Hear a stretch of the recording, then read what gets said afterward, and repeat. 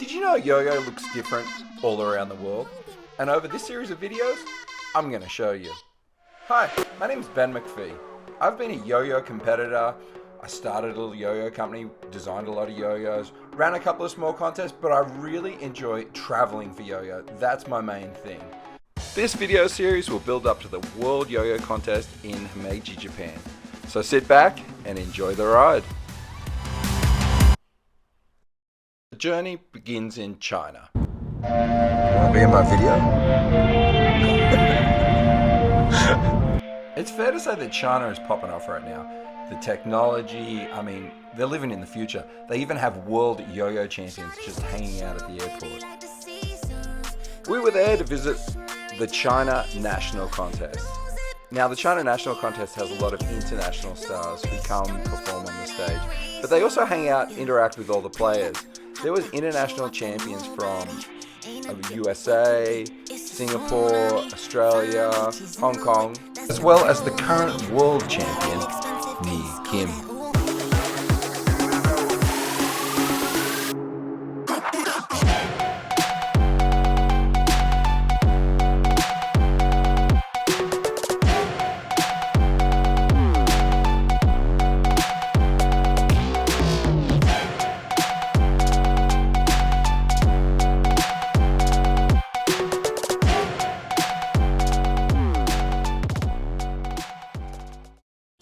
This is what a fully evolved yo-yo scene looks like.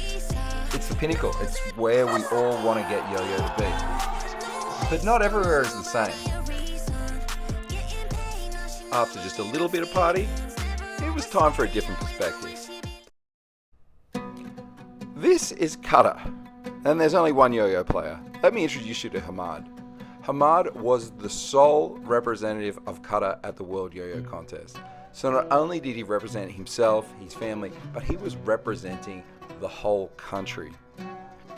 We asked him how, as the only yo-yo player in Qatar, he stays motivated. Because, I get inspired by people who discover. So it's like, there's always someone in the front whenever they discover something. So it's like, I'm discovering myself as a pro yo-yoer in the Middle East. He may be the only yo-yo player in Qatar, but he's still part of the global yo-yo community. And you never know what's going to inspire the next generation. It could be this.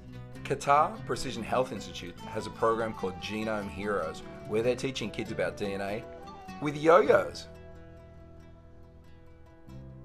One day, Qatar could be the hub of yo-yoing in the Middle East. We said goodbye to Hamad, but don't worry, he'll be back on another trip in this series. I was really excited about this. Welcome to Egypt. Egypt, old civilization, thriving yo-yo community. So last year I hopped on a plane, met up with some of the guys there and told them it's time to run the first national contest. And if you can organize it, I'll bring a crew. 12 months later.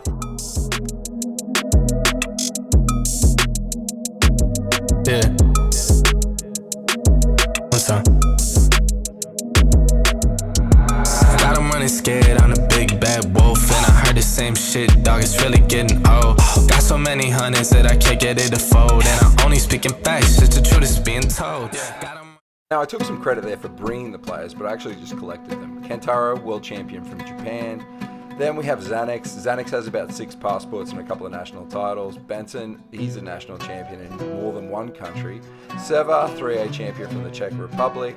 And then this guy. This is Jungji. Now, I hadn't really met him before this trip. He's a camel master, style lord, and he can even play yo-yo. So there we were, eating Pizza Hut at the pyramids. And then it was time for the big day. Now, the funny thing about meeting yo-yo players, they're all pretty much the same around the world. And the crew in Egypt were just no different.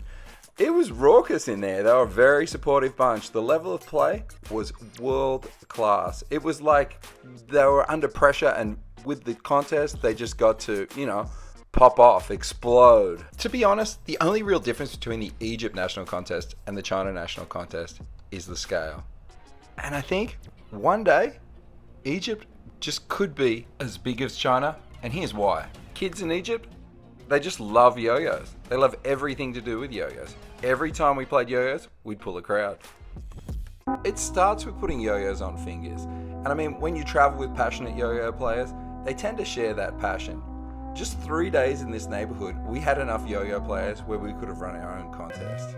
So who knows how many competitors there'll be at next year's Egypt National Contest.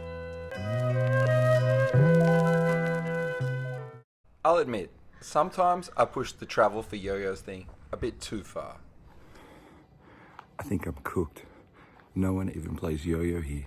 What am I doing? Yo-yos are ubiquitous. They're everywhere, right? So if I pick any dot on the map and I travel there, I should be able to find yo-yos. To prove this one true, I headed to Rwanda.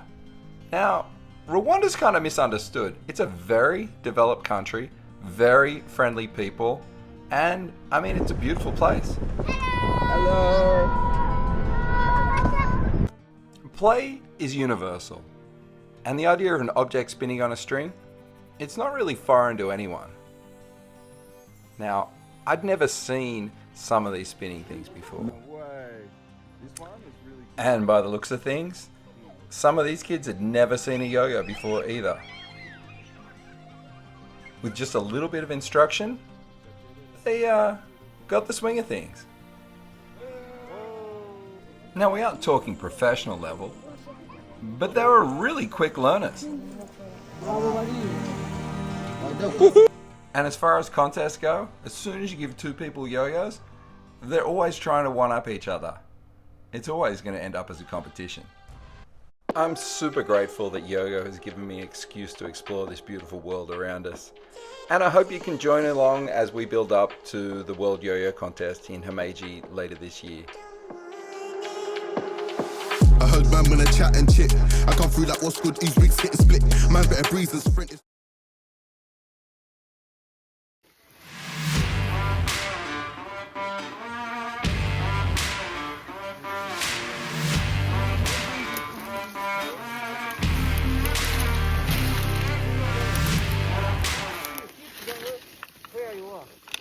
Okay.